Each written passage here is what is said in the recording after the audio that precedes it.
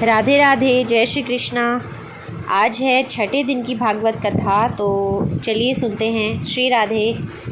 चराते चराते चराते चराते के वन में गए, और जैसे ही वन में गए तो आज कन्हैया को भूख लगी। भूख जब लगी तो कन्हैया ने ग्वाल वालों से कहा, हे ग्वाल वालों भैयाओ, मुझको भूख लग रही है, कहीं से भोजन की व्यवस्था करो। ग्वाल वाले बोले, अरे ओ कन्हैया, बता भैया हम कहाँ जाए मांगने। कन्हैया कहने लगे, देखो इस सामने ना ब्राह्मण यज्ञ कर रहे हैं,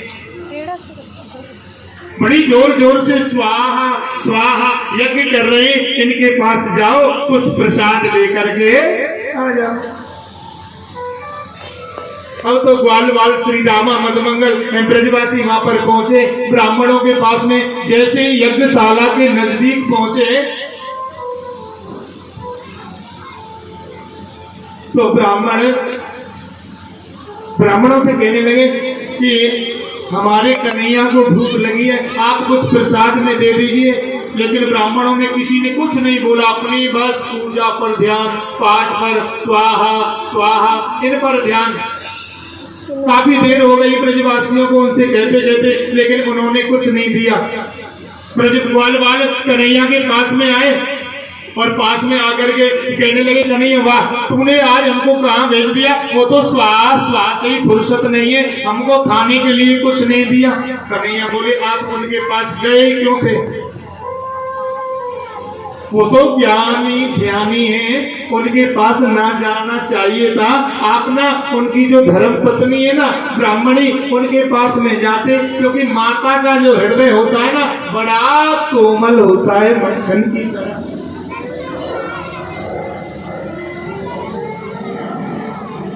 संत का और माँ का हृदय बड़ा कोमल होता है। संत हृदय नवनीत समाना, कहा कबीर पर कहा न जाना।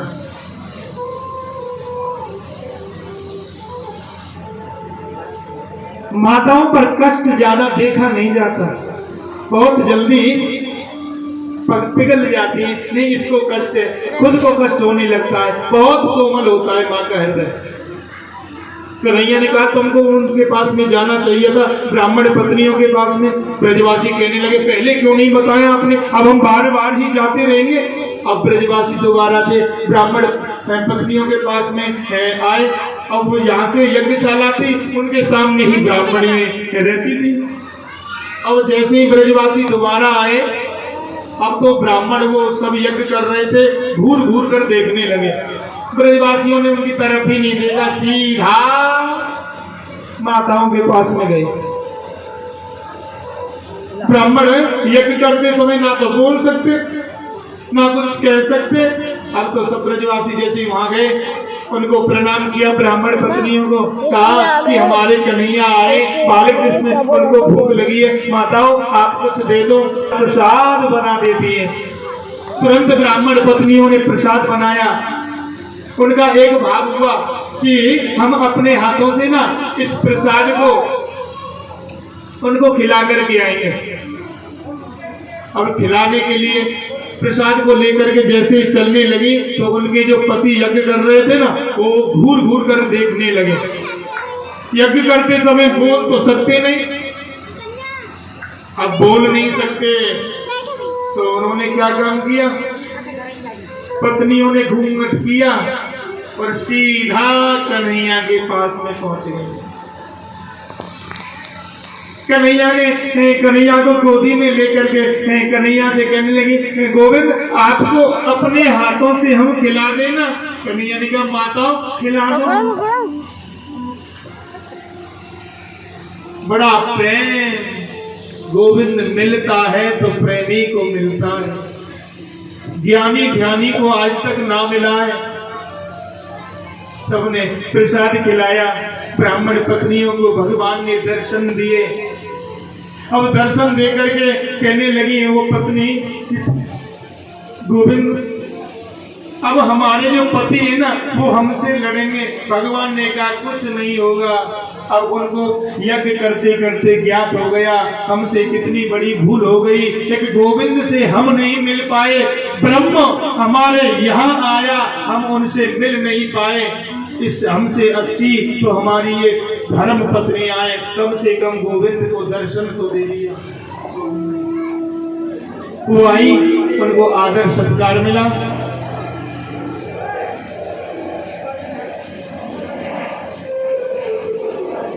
अब उसी रास में प्रवेश करते हैं जिसका इंतजार था। शरद पूर्णिमा की रात्रि थी और शरद पूर्णिमा की रात्रि में जो चंद्रमा होता है ना, चंद्रमा की चांदनी किलकिलाती रहती है, बड़ा सुंदर लगता है। गोविंद ने आज मुरली का निनाद किया।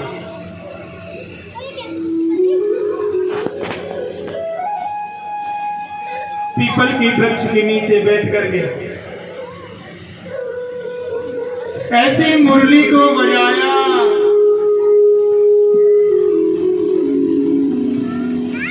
जिस मुरली की आवाज जैसे ही गोपियों ने सुनी, कोई गोपी गाय का दूध निकाल रही थी। गाय का दूध निकालते निकालते जैसे ही मुरली को सुना, गाय की दूध की बाल्टी को वहीं छोड़ दिया, तुरंत गोविंद के पास में चली गई। एक गोपी बालक को स्तनपान करा रही थी, दूध पिला रही थी, और जैसे ही मुरली को, कन्हैया की मुरली को सुना, बच्चे को छोड़ करके तुरंत गोविंद के पास पहुंच गई।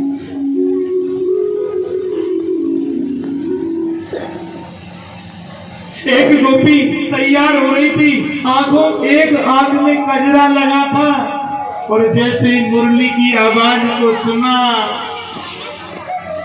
एक आंख में लगा था, जैसे ही दूसरी में लगाने को तैयार हुई, मुरली की निनाद को सुना, वो उसको छोड़ करके सीधे गोविंद के पास में चली गई।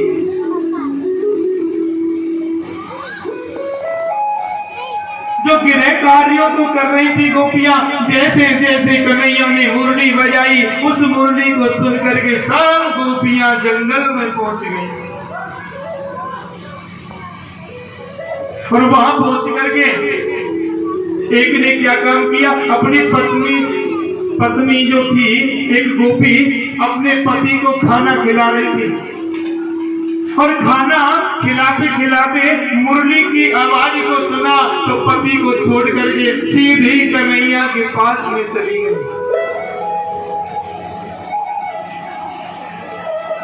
उनको लगता है कन्हैया मुरली में हमारा नाम पुकार रहे हैं।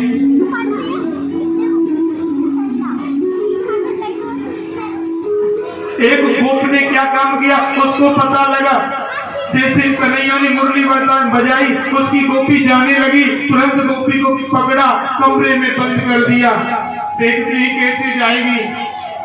उस गोपी ने सुंदर जवाब दिया, आपका प्रेम इस शरीर से है, इस मन से तो नहीं। इस मन के द्वारा मैं उन गोपी से पहले गोविंद के चरणों में पहुंच जाऊंगी। उस गोपी ने वही प्राणों का अंत कर दिया, मन के द्वारा गोविंद के पास पहुंच गई।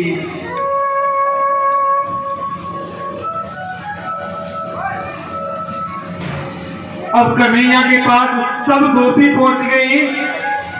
कन्हैया ने कहा, स्वागतम हो महाभागा, स्वागत है आपका, आओ, स्वागत है, स्वागतम स्वागतम। सब गोपियों को लगा कन्हैया ने देखो हमारा ही नाम लिया था, हमको ही मुरली के द्वारा पुकारा था, हमको ही बुलाया था, बड़ा सम्मान कर रहे हैं, बड़ा स्वागत कर रहे हैं।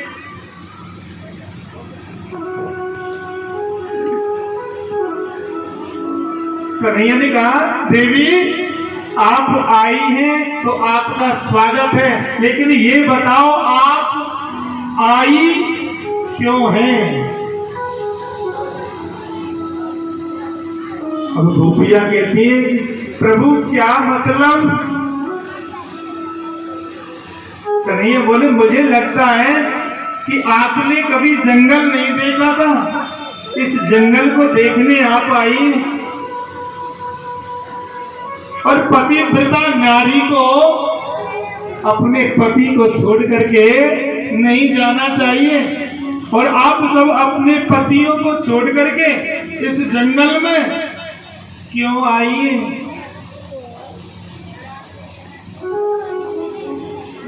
कन्हैया कहते हैं देवियों, पति की सेवा करनी चाहिए, चाहे पति कैसा भी हो। वृद्ध रोग सब जड़ धर हीना। अगर पति वृद्ध हो तो पत्नी को उसकी सेवा करनी चाहिए। पति के रोग हो गया हो, पत्नी का परम कर्तव्य पति की सेवा करें। धनहीन हो,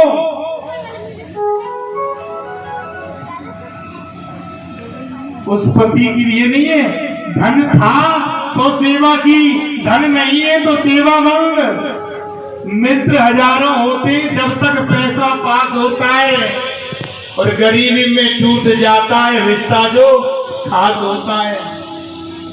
पत्नी का परम कर्तव्य है कि पति की सेवा करें। धन से दीन हो गया हो तो भी सेवा करें, रोगी हो तो भी सेवा करें। ये पत्नी का परम कर्तव्य नारी का। पर देवी आप तो मध्य रात्रि में इस जंगल में क्यों आई हो? कन्हैया जी दृष्टांत देते हैं, जो नारी पति की सेवा करती है उसका जीवन बड़ा सुंदर होता है, आनंदमय होता है। उसका तपोबल के द्वारा पतिव्रता नारी माता अनुसुईया ने देवताओं को ना 6-6 महीने के बच्चे बना दिया था। तपोबल से पतिव्रता नारी के ये लक्षण है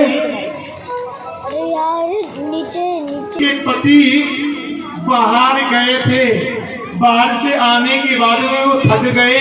पतिव्रता नारी अनाज को साफ कर रही थी, और जैसे ही पति आए थक ज्यादा गए थे, वही उसके घुटनों पर सर को रख करके सो गए। नींद आ गई, लेकिन उनका एक बच्चा था 1 साल का छोटा सा।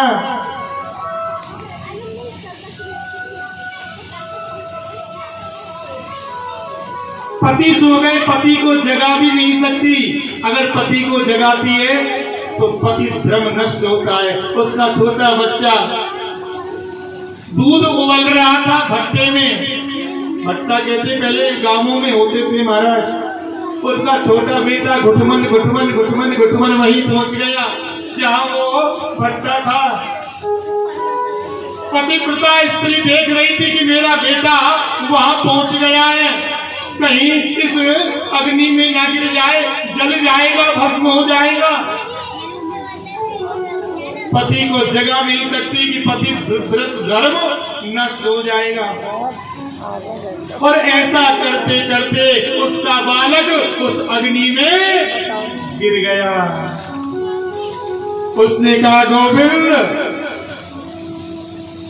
अगर मैंने दिल से पतिव्रत धर्म को निभाया है तो मेरे पुत्र की आप रक्षा करना।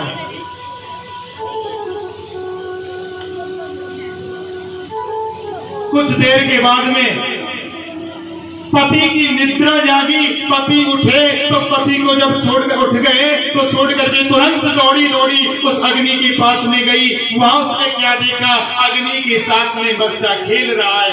ये पति व्रत धर्म का प्रभाव है।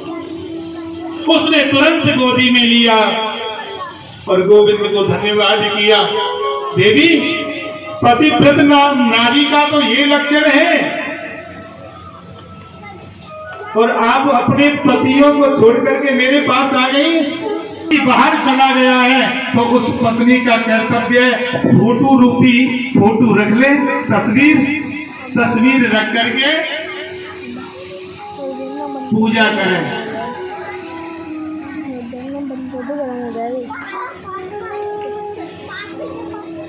ठीक है प्रभु, तस्वीर रख करके पूजा करें।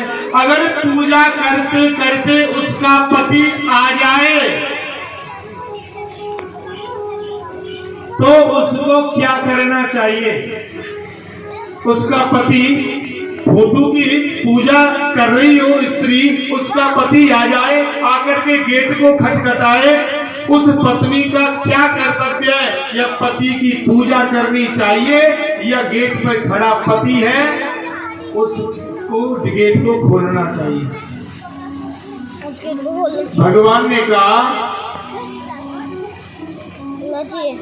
कि देवी एक ही काम करना चाहिए, जब सच का पति आ गया गेट पर तो फोटो रूपी फोटो की पूजा क्यों करें? पर प्रभु आप सत्य कह रहे, सच का पति आ जाए तो गेट खोलना चाहिए, मन बिल्कुल खोलना चाहिए। पर प्रभु बस आपने ही अपने मुखार बिंद से कह दिया ये तो सब फोटो रूपी पति है, सच्चे जन्म जन्म के पति तो आप हो।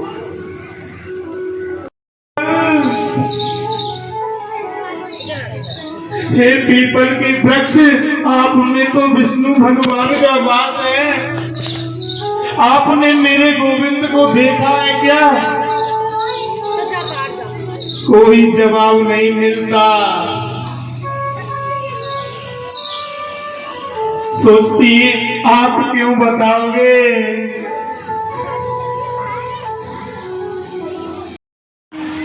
कन्हैया ने कहा काका जी अब एक काम करो, अब आप रथ को ले जाइए, हम ना पैदल पैदल मथुरा को नगरी को देखते देखते आएंगे ना। कैसी तैयारी करी है हमारे मामा जी ने, ये सब देखते देखते आएंगे।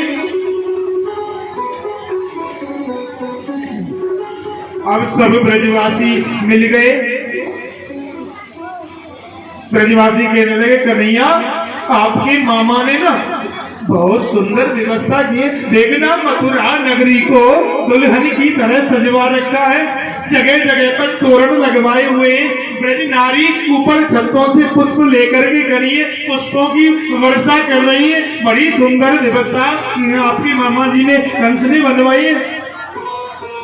कन्हैया कहने लगे हाँ भैया मामा जी ने बहुत सुंदर व्यवस्था की है, लेकिन इस सुंदरता को देख करके ब्रजवासी कहने लगे कन्हैया आनंद नहीं आया लाला। कन्हैया बोले अब क्या हुआ?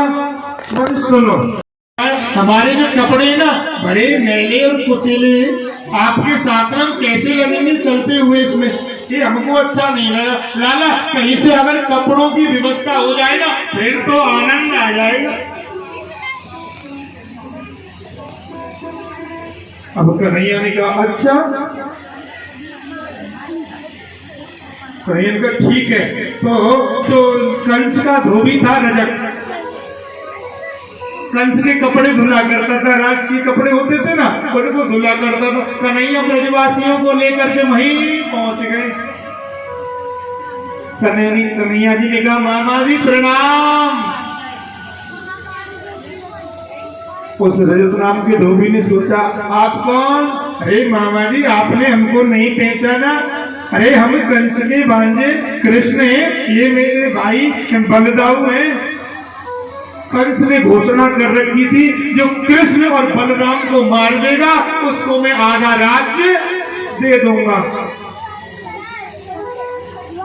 कन्हैया कहने लगे अरे ओ मामा जी अब एक काम करो ना, हमारे ब्रजवासी हमारे साथ आए मामा की नगरी को देखने के लिए, आप कोई ऐसी व्यवस्था करो ना, थोड़ी देर के लिए कुछ वस्त्रों को आप हमारे ब्रजवासियों को दे दीजिए। अब धोबी बोला वाह कहां से आए गंवार वालों, तुम ऐसे कपड़ों को पहनोगे? उसने महाराज कपड़ों को कूटने वाला डंडा पड़ा था और उसने सोचा कि कंस ने घोषणा कर ही रखी है आधा राज्य दे दूंगा, ये पहले ही मेरे पास में आ गए। अपना महाराज कपड़ा कूटने वाला डंडा उठाया, मारने को किया। कन्हैया ने एक ही मुक्का मारा, गोविंदाय, धोबी का उद्धार कर दिया। ब्रजवासियों ने से कहा कन्हैया ने, अयो ब्रजवासियों, भैया अब पहन लो तुम कपड़ा, कितने पहनने, चाहे 3-3 फंसा लो एक साथ, कपड़ा पहन लो। अब ब्रजवासी ने जो कपड़े थे, जो कंस के राज में मंत्री संतरी उनके कपड़े थे महाराज, वो बड़े बड़े लंबे थे, उनके कपड़े भी लंबे थे। अब जैसे ही ब्रजवासी ने पहना, किसी का हाथ इधर को इतना लंबा निकल रहा है, किसी का कुर्ता ही तो लिए। अब ब्रजवासी कहने लगे, कन्हैया आनंद नहीं आया, लाला कपड़े तो पहन लिए पर आनंद नहीं आया। कन्हैया बोले, अब क्या? अरे भैया, अब ये है कि अब तो बिना झाड़ू के ही सड़क साफ हो रही है, सड़क साफ हो रही है। ये कपड़े इतने लगने, झाड़ू लगाने की आवश्यकता नहीं है, अपने आप साफ करके चल रही है। कन्हैया ने फिर आपका मतलब क्या है? अरे कन्हैया, कोई इन कपड़ों को दर्जी सेट कर दे, ठीक कर दे, तो तब आनंद आएगा। अब तो साहब एक दर्जी के पास में गए, ब्रजवासी को लेकर के। कन्हैया, दर्जी बड़ा भगवान का रहे थे।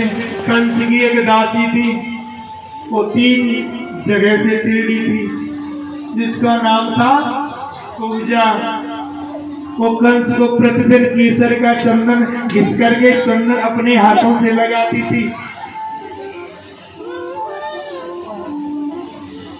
कन्हैया और ब्रजवासी निकल रहे थे। ब्रजवासी बोले, कन्हैया सुनो, देखो एक बड़ी ये नारी है, इसके हाथ में चंदन लग रहा है, अगर ये हमारे माथों पे चंदन लगा दे तो कन्हैया आनंद आ जाएगा। कन्हैया ने पीछे से कहा, अरे ओ सुंदरी, सुंदरी। जैसे कन्हैया ने सुंदरी शब्द कहा, उसने देखा, पीछे मुड़ करके वो सोचने लगी, आज तक मुझको किसी ने सुंदर ही नहीं कहा है, मैं 3 जगह से टेढ़ी हूं, आज ये सुंदरी कहने वाला कौन है? जैसे ही मुड़ करके देखा, सुंदर श्याम रस सलोना। कन्हैया बोले, अरे ओ सुंदरी, आप हमारा एक काम करेंगी,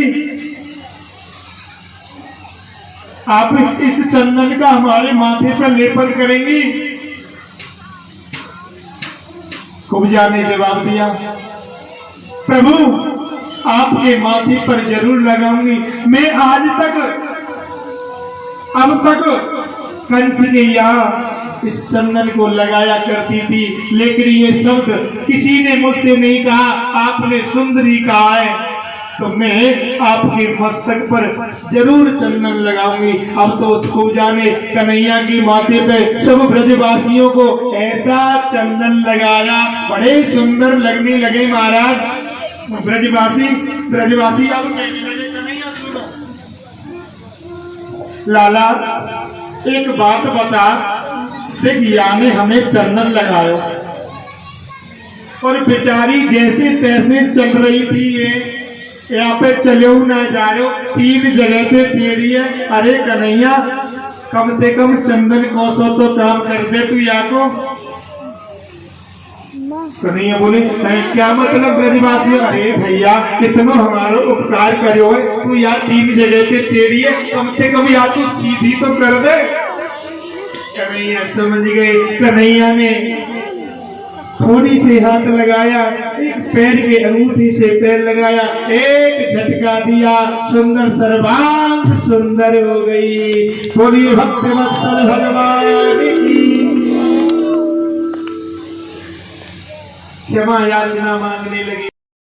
अरे उद्धव भैया, कि कन्हैया ना हमारी बात नहीं मानना, आप दृष्टांत के माध्यम से, शास्त्रों के माध्यम से इसको आप समझाने की कृपा करें। उद्धव बोले कि बाबा बस इतनी सी बात है, इस कन्हैया को तो मैं समझा देता हूँ, अभी ऐसा ज्ञान दूंगा अभी समझ जाएगा। जैसे ही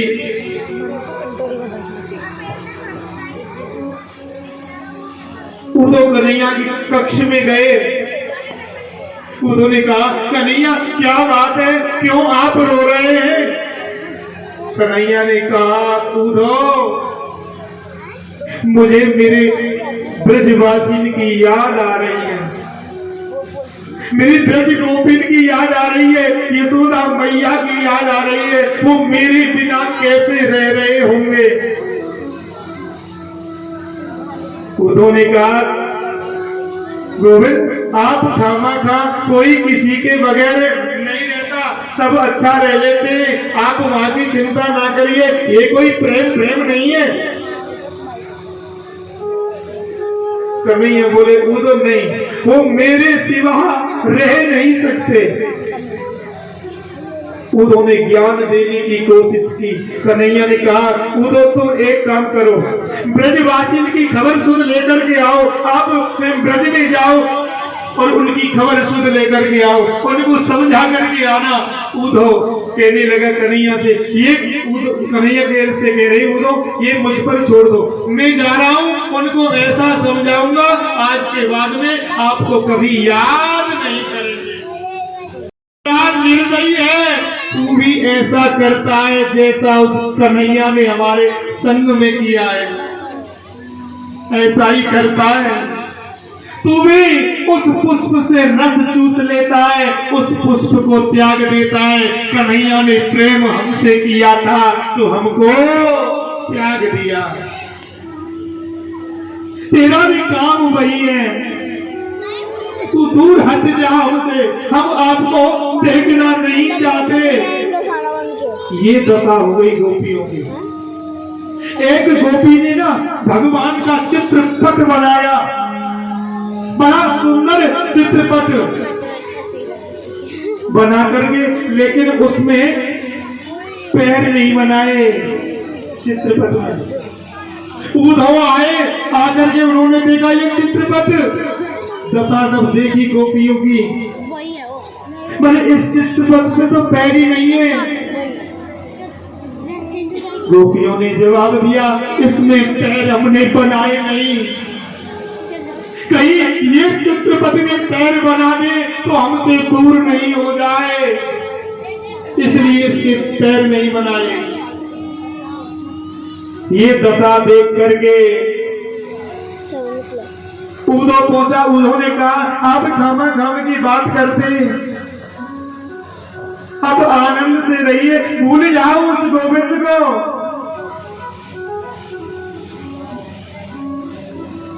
गोपी ने कहा उद्धव ये बड़ी बड़ी ज्ञान की बातें हमको नहीं सिखाओ।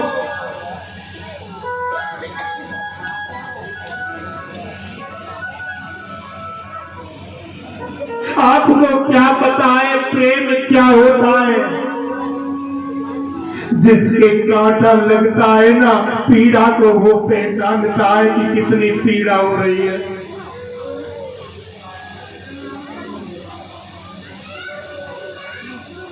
उद्धव तो क्या पहचाने, जाके कांटों लगे वो ही जाने।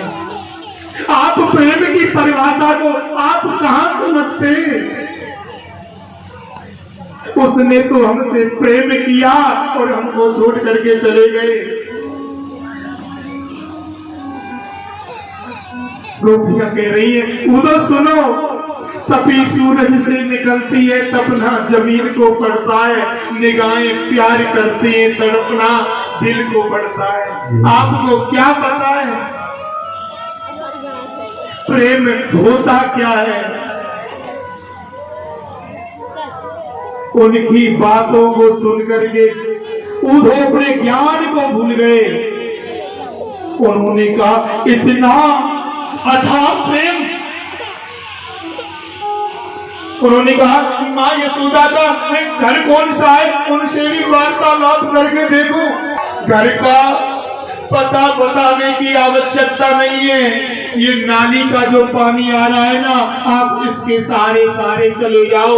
ये यशोदा मैया के मित्रों के आंसू है, ये नदी बन गए। उन्होंने जाकर देखा, नतमस्तक हो गया। वाह गोविंद, तूने ऐसा इन ब्रजवासियों के साथ में क्यों किया? भैया एक कोने से खड़ी है, झरझर जैसे झरना बह रहा हो, इस प्रकार से मां के आंसू निकल रहे हैं। उन्होंने नतमस्तक प्रणाम किया, गोपियों को समझाया, मैं देखूंगा उस कृष्ण को जिसने आपको ये धोखा दिया है। बोलिए बाकी बिहारी लाल की जय। ओ सावरा मेरा सावरा, सावरा सावरा मेरा सावरा, सावरा मेरा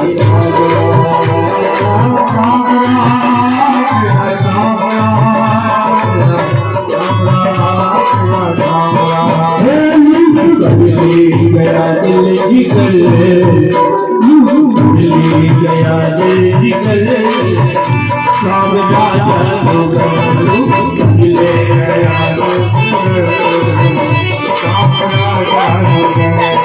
सावरा मेरा सावरा, सावरा मेरा सावरा,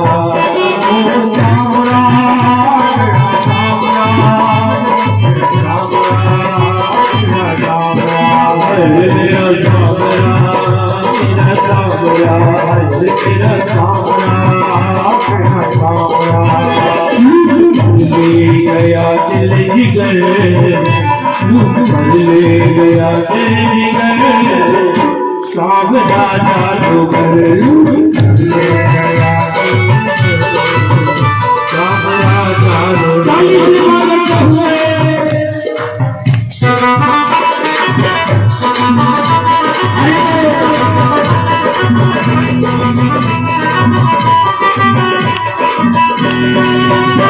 भी आपको सुनाया जाएगा।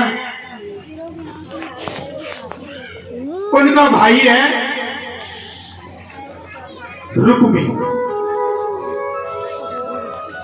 उसने क्या अपनी बहन का विवाह ना शिशुपाल के साथ में तय कर दिया, लेकिन रुक्मणी जी को स्वप्न में एक दिन स्वप्न देखा। रुक्मणी जी ने स्वप्न में भगवान का वर्ण कर लिया और वर्ण करके संकल्प भी कर लिया, मैं तो इसी मुरली मनोहर के साथ में शादी करूंगी, अन्यथा जीवन की जीवन, क्वारी की क्वारी रह जाऊंगी।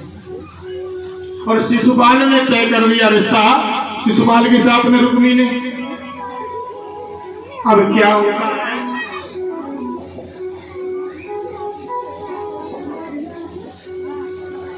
रुक्मणी अपनी भाभी के पास में गई। जब ननद को कोई काम बनाना होता है ना, सबसे पहले भाभी को पकड़ती है, भाभी ये काम है कैसे पूर्ण होगा।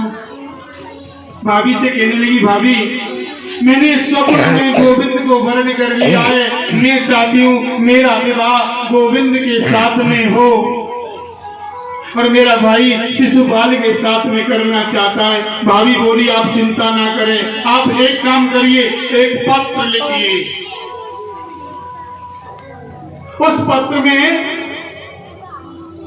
लिख दीजिए कि गोविंद मैंने आपका वर्ण कर लिया है, मैं आपको सपने में वर्ण कर लिया है, मेरा भाई रुक्मी शिशुपाल के साथ में मेरा शादी विवाह कराना चाहता है, लेकिन गोविंद मैं आपके साथ नहीं करूंगी। अगर आपके साथ विवाह नहीं हुआ तो मैं अपने प्राणों का अंत कर दूंगी।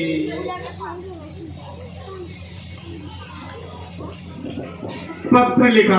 आपने कभी पत्र लिखा है? अच्छा, एक मित्र के लिए पत्र लिखा जाता है, वो तो आदरणीय पति के लिए लिखा, आदरणीय पतिदेव, आदरणीय मित्रदेव जैसे लिखते हैं ना। तो रुक्मिणी जी ने बड़ा सुंदर तरीके से श्रुत्वा गुणानि कथने सुंदर पत्र लिखा कि गोविंद, मैंने आपका वर्ण किया है तो मैं आपके साथ ही विवाह करूंगी। अब इसको पहुंचाए कौन? इसको पहुंचाने के लिए तुरंत भाभी ने कहा कि आप एक काम करिए। रुक्मणी जी ने अपना हार पहना रखा था रुक्मणी जी को। रुक्मणी ने अपने हार उतारा, एक ब्राह्मण को बुलाया, ब्राह्मण से कहा भैया ये पत्र आप द्वारिका नाथ तक पहुंचा दीजिए। अब तो ब्राह्मण तुरंत महाराज हार को लेकर के भागते भागते ही बाणों की तो आवश्यकता नहीं, तुरंत द्वारिका नाथ के पास में जाकर के पत्र को दे दिया। बोलिए द्वारिका नाथ भगवान की जय जय श्री। और जैसे ही पत्र हाथ में दिया, गोविंद तुरंत रथ लेकर के, देर का जहाँ विवाह का नाम हो वहां देरी क्या, तुरंत गोविंद रथ को लिया, ब्राह्मण को बिठाया, तुरंत लेकर के चल दिए लेने के लिए रुक्मणी जी को कुंडलपुर। चलते आप सभी बड़ी सुंदर झांकी का सभी आनंद महोत्सव लेंगे। भगवान की शादी है, व्यवस्था बहुत है, पूरी व्यवस्था है, खाने पीने की टेंशन नहीं। आपको चलना है हमारे साथ, हम स्वयं चलेंगे ना, फरीदाबाद में लाइक होटल में ना, टेंशन नहीं, भगवान की शादी।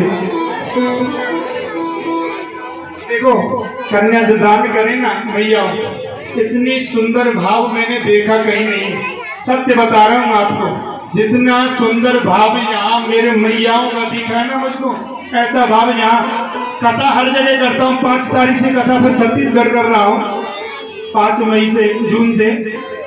लेकिन ये सुंदर भाव जो गोविंद की कृपा से यहाँ देखने को मिला है, ऐसी मैया तो मुझे मिल ही नहीं सकती। बोली भक्तवत्सल भगवान की। तो आइए सुंदर झांकी की, दिव्य झांकी के साथ में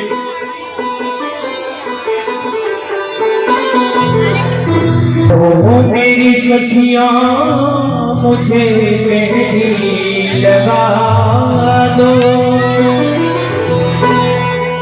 मेहंदी लगा दो मुझे, ऐसी सजा दो,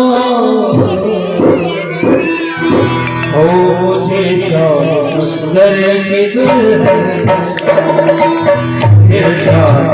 करती बना लो, मुझे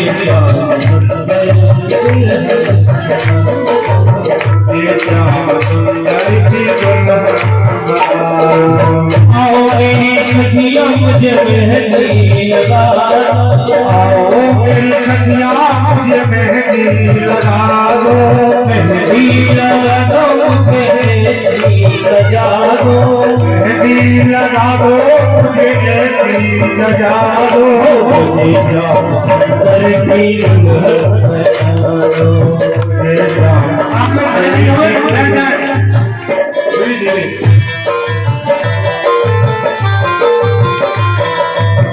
देखिए आप सभी खड़े ना हो, पहले बैठ जाइए, व्यवस्था को बनाइए, पहले बैठ जाइए। भैया बैठ जाओ, भगवान भी कहीं नहीं जा रहे हैं, आप भी कहीं नहीं जा रहे। आइए बैठ जाइए, बैठे बैठे आनंद लो। कन्यादान करना है जब आपको, एक एक करके बड़ा सुंदर तरीके से सुनना।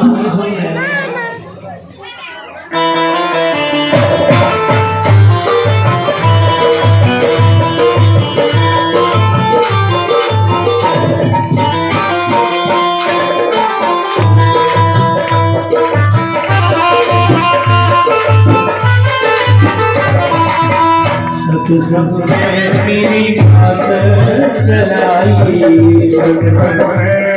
मेरी बात चलाई, सत्संग में मेरी बात चलाई, सत्संग में मेरी बात चलाए सतगुरु ने मेरी सगाई सतगुरु ने मेरी सगाई मोरे बाबा ने मेरी सगाई मदना बाबा ने मेरी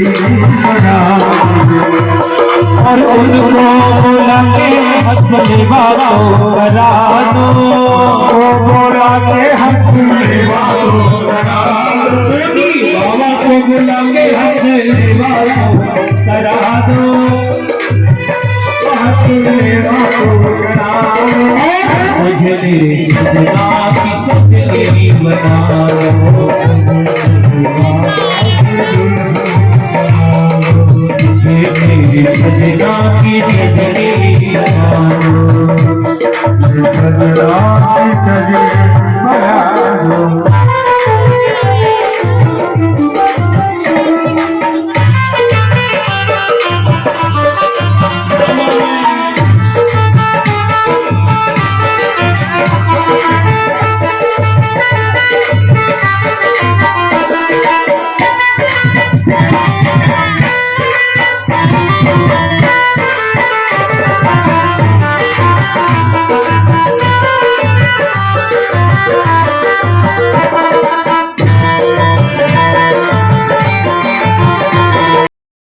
चूड़ी जो कबो न टूटे चूड़ी जो कबो न टूटे भगवान की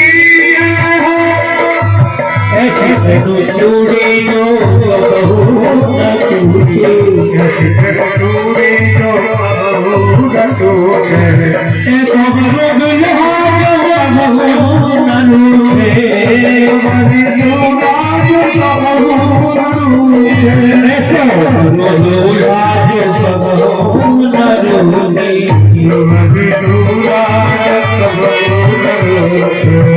अटल सुहाग की दिलिया लगा दो अटल सुहाग की दिलिया अटल सुहाग की दिलिया लगा दो सुहाग की दिलिया लगा दो की दुल्हन बनाओ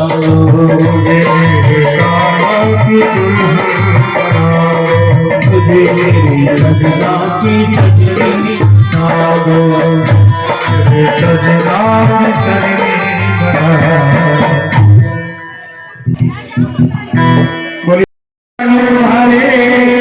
माला पहनाओ फोटो वाले भैया अपने पहले वाले देखो एक बात बताओ फोटो वाले भैया आपके लिए एक बात कहूँ माना कि आप फोटो अच्छा खींचते हो माना कि आप फोटो अच्छा खींचते हो मगर एक बात बताओ एक नाम को क्यों खींचते हो बोली रघुमणि रमण भगवान की जय हो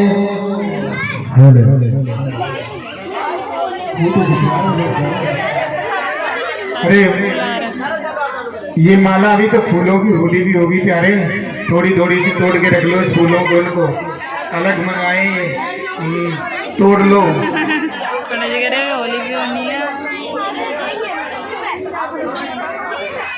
डालिए भगवान रघुमणि मैया डालो मंगलम भगवान विष्णु मंगलम गरुड़ध्वजा मंगलम पुंडरीकाक्ष मंगलाय धनो हरि बोले रघुमणि रमण भगवान की जय हो द्वारिका नाथ की जय हो जय हो विराजमान करो भगवान को और परीक्षित जी महाराज आगे आइए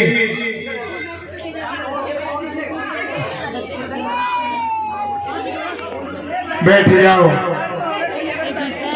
भगवान बैठ जाओ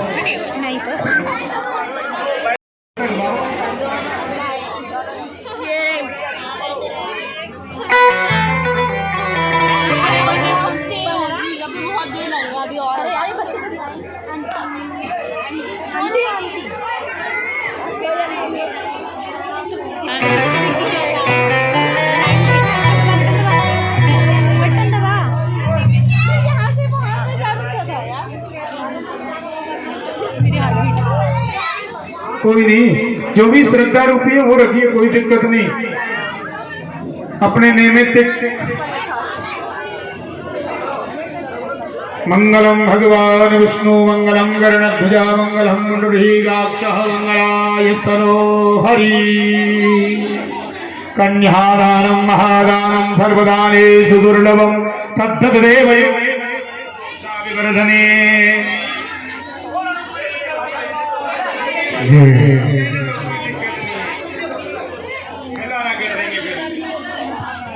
अब जो जो भी भक्त हैं